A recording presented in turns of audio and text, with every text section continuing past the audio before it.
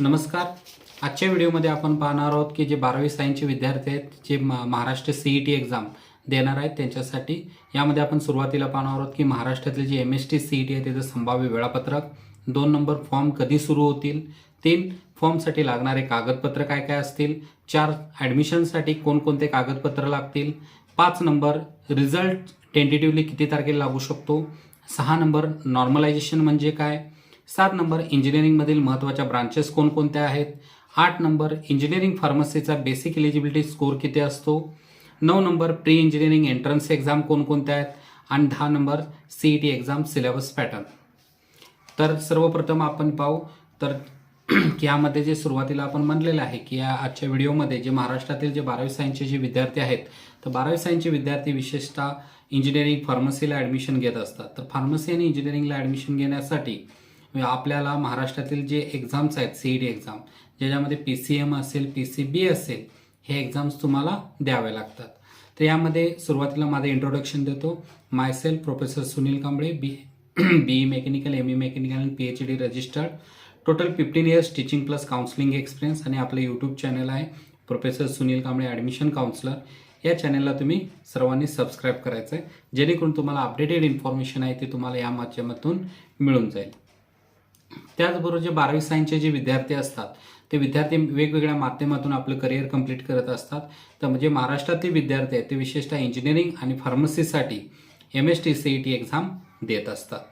तर यामध्ये आपण पाहू की जे 12वीचा जो बेसिक इलिजिबिलिटी स्कोर आहे तर 12वीचा जो बेसिक इलिजिबिलिटी स्कोरमध्ये जे विद्यार्थी PCM PCB जे इंजिनिअरिंगला किंवा फार्मसीला जाणार आहेत तर जे जनरल कॅन्डिडेट आहेत त्यांना PCMला 135 मार्क इंजिनिअरिंगच्या विद्यार्थ्यांना आणि जे कॅटेगरी स्टुडंट आहेत ज्यांना 120 मार्क हे PCMला, जर जे फार्मसीचे विद्यार्थी असतील तर PCBला 135 मार्क आणि कॅटेगरी स्टुडंट असतील तर 120 मार्क्स हे PCBला त्यांना लागणार आहेत.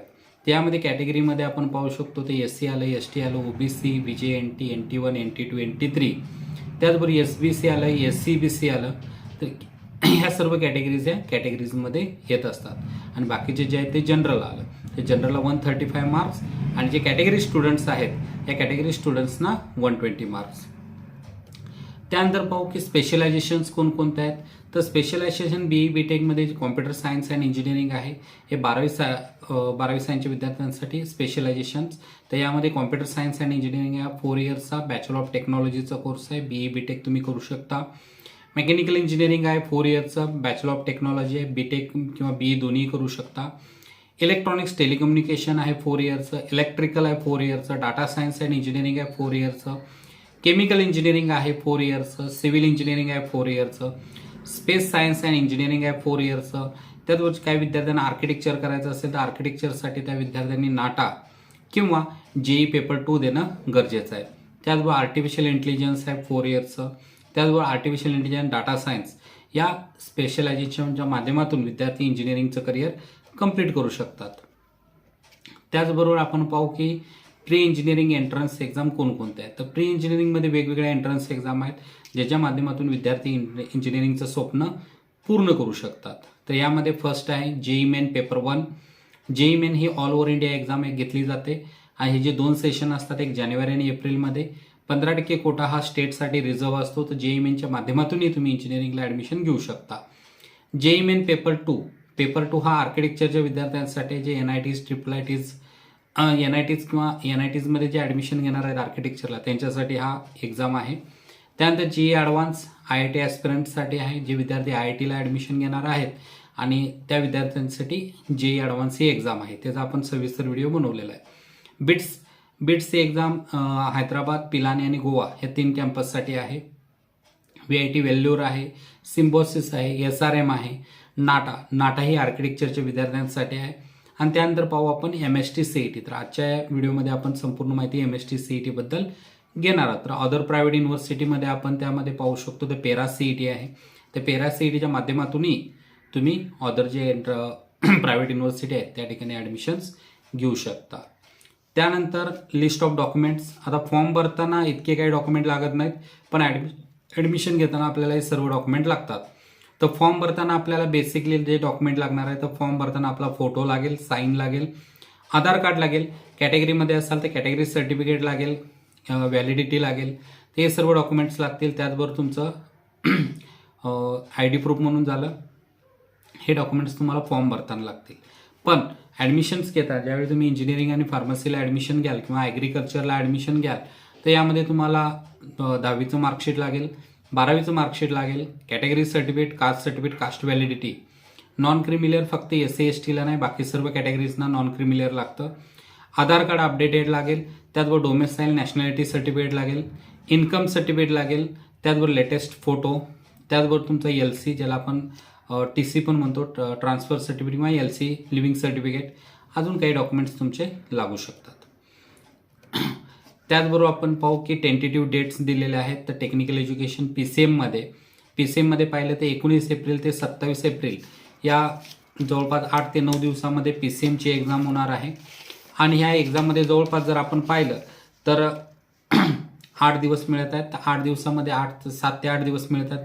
आणि यामध्ये शिफ्ट वाईज एक्झाम असते, मॉर्निंग शिफ्ट आणि इव्हनिंग शिफ्ट, 2 शिफ्टमध्ये एक्झाम असते. तर जर आपण पाहिलं तर जवळपास 7 ते 8 शिफ्ट होतात, 7 ते 8 दिवस मल्टिपल बाय 2 केलं तर जवळपास 14 ते 16 शिफ्ट्स होतात. 16 ते 16 शिफ्ट्समध्ये जे विद्यार्थी एक्झाम देणार आहेत ते सर्व विद्यार्थी नॉर्मलायझेशनच्या माध्यमातून रिझल्ट हा त्यांचा दिला जातो. तर रिझल्ट हा टेंटेटिव्हली 10 जूनच्या आसपास लागतो.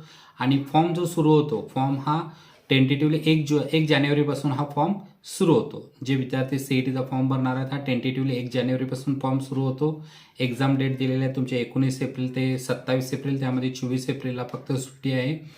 आणि त्याचा जो टेंटेटिव्ह रिझल्ट आहे हा 10 जूनला आहे.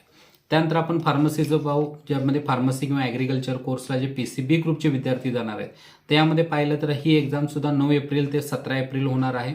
आणि ज्यामध्ये 10 आणि 14 एप्रिलला 2 दिवस सुट्टी आहे. बाकीचे जवळपास तुम्ही जर पाहिलं तर 7 दिवस मिळतात, 7 दुनी 14, म्हणजे 14 शिफ्टमध्ये ही एक्झाम होणार आहे. आणि ह्याचाही टेंटेटिव्ह जो रिझल्ट आहे हा 10 जूनला लागतो. 10 जून प्लस मायनस 10 जूनला लागतो. आणि ह्याचे जे फॉर्म सुरू होतात टेंटेटिव्हली फॉर्म हे 1 जानेवारीपासून सुरू होतील. त्यानंतर पाहू आपण syllabus pattern, CET syllabus, marking scheme. तर यामध्ये ज्यावेळी आपण पाहतो तर first year engineering and technology pharmacy degree courses, B planning and first year master engineering technology integrated pharm D, MST CET syllabus 2025. तर MST CET सिलेबस 2025मध्ये जर पाहिलं तर question will be based on the syllabus of state counselling education research and training Maharashtra. Approximately 20% weightage of will be given to standard 11th curriculum and 80% weightage to be given standard 12th curriculum. यामध्ये 20% जे questions आहेत ते तुमचे 11च्या सिलेबसवर येणार आहेत आणि 80% जे questions आहेत हे तुमचे 12च्या याच्यावर. आणि ह्यामध्ये त्यांनी निगेटिव्ह सिस्टीम कुठलीही नाही आहे. त्याचबरोबर ह्यांची जी डिफिकल्टी लेवल्स आहेत यामध्ये नीट किंवा जेच्या येथील सुद्धा क्वेश्चन ते टाकू शकतात. त्याचबरोबर यामध्ये जर पाहिलं तर MST CL consist in 3 question papers in multiple choice questions and each paper will be mark of 100 papers. आता ह्यामध्ये जर 100 मार्क्स तर पेपर 1 आहे, पेपर 1 मॅथमॅटिक्स आहे. मॅथमॅटिक्समध्ये 11वीचे 10 क्वेश्चन येतील, 12वीचे 40 क्वेश्चन येतील. प्रत्येक क्वेश्चनला 2 मार्क, असे तुमचे टोटल 100 मार्क होतात. आणि ज्याचा जो ड्युरेशन आहे हा 90 मिनिटचा आहे. त्यानंतर पेपर 2 आहे फिजिक्स आणि केमिस्ट्री. ह्याच्यामध्ये दोन्हीचे 11वीचे 10 मार्क आणि 12वीचे 40 क्वेश्चन्स हे येतील. त्याचबरोबर ह्यांचे जे मार्किंग स्कीम आहे ते मार्किंग स्कीममध्ये जर पाहिलं तर पर क्वेश्चन हा 1 मार्क आहे, असे तुमचे 100 मार्क होतात. आणि ड्युरेशन इन मिनिट्स हे जवळपास तुमचे 90 मिनिटचे आहे. आणि पेपर 3 आहे, हा पेपर 3 तुमचा बायोलॉजी आहे, ज्याच्यामध्ये 20 क्वेश्चन्स हे तुमचे 11thमधनं येतील आणि 80 क्वेश्चन्स हे तुमचे 12thमधून येतील. तर ह्याचा जवळपास मार्किंग स्कीम आहे, तर पर क्वेश्चन 1 मार्क आहे. आणि ह्यामध्ये जर पाहिलं आपण तर टोटल मार्क्स हे तुमचे 100 होतात आणि ड्युरेशन आहे तो 90. मग आता हे 3 पेपर आहेत, तर तुम्ही म्हणाल की 3 पेपर आहेत, तर 3 पेपरमध्ये 2 सेशनमध्ये एक्झाम होतात, PCM आणि PCB. ज्यावेळी तुम्ही PCMचा फॉर्म भराल तर फिजिक्स केमिस्ट्री मॅथमॅटिक्स, त्यावेळी तुम्ही फिजिक्स केमिस्ट्री मॅथमॅटिक्स 200 मार्काची एक्झाम द्याल. आणि PCB ज्याला आपण फिजिक्स केमिस्ट्री बायोलॉजी म्हणतो, तर फिजिक्स केमिस्ट्री बायोलॉजी द्याल त्यावेळी 100 अधिक 100 200 मार्क. तर जवळपास 90 + 90 180, म्हणजे जवळपास 3 तास मिळतात ते आपल्याला एक्झाम द्यायला PCMला आणि PCBला. दोन्हीच्याही एक्झाम डेट्स वेगवेगळ्या आहेत आणि दोन्हीचंही हॉल तिकीटही वेगळं येणार आहे आणि तुम्हाला फॉर्म एकत्र भरायचा आहे. फॉर्ममध्ये तुम्ही जे CETचे एक्झाम आहे त्यावेळी तुम्ही फॉर्म भरू शकता. फॉर्म भरताना PCMला मागच्या वर्षी 800 रुपीज कॅटेगरी स्टुडंटना आणि 1000 रुपीज जनरल स्टुडंटना घेतले होते. आणि जर दोन्ही ग्रुप असतील तर तुमचे 800 + 800 1600 होतील आणि 1000 + 1000 हे 2000 होतील. हे ह्या पद्धतीने राहील. त्याचबरोबर आपण जो म्हटलं होतं की नॉर्मलायझेशन, तर रिझल्ट हा नॉर्मलायझेशनच्या माध्यमातून प्रकाशित केला जातो. आता नॉर्मलायझेशन म्हणजे काय, तर नॉर्मलायझेशनमध्ये आपण ज्यावेळी 10वीचा निकाल किंवा 12वीचा निकाल बघतो तर हा पर्सेंटाईल बेसवर येतो.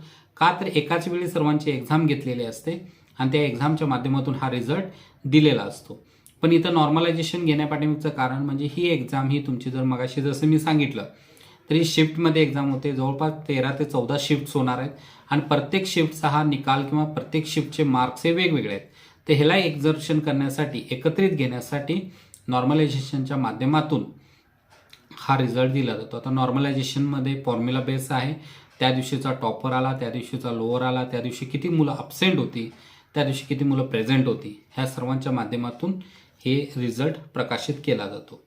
त्याचबरोबर जसं मी तुम्हाला मगाशी पॅरा CET म्हटलं, तर पॅरा CETच्या माध्यमातूनही विद्यार्थी जे महाराष्ट्रातील प्रायव्हेट युनिव्हर्सिटीज आहेत तिथे ॲडमिशन्स घेऊ शकतात किंवा त्या कॉलेजच्या एंट्रन्स एक्झाम देऊन सुद्धा तुम्ही तिथे ॲडमिशन घेऊ शकता. तर प्रायव्हेट युनिव्हर्सिटीसाठी तुम्हाला JEE मेन देऊ शकता. JEE मेनच्या माध्यमातून ॲडमिशन काही युनिव्हर्सिटीज घेतात, काही CETच्या माध्यमातून घेतात, काही पॅरा CETच्या माध्यमातून घेतात, काही स्वतःची एंट्रन्स एक्झाम असते त्याच्या माध्यमातूनही घेतात.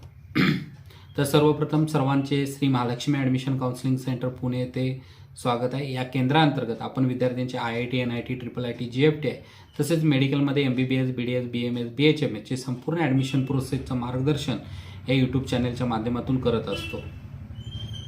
थँक्यू. तुमचे काही प्रश्न असतील तर तुम्ही कमेंट्समध्ये विचारू शकता. शक्य असेल त्यावेळी मी तुम्हाला उत्तर देण्याचा प्रयत्न करेन. धन्यवाद. Best of luck. थँक्यू.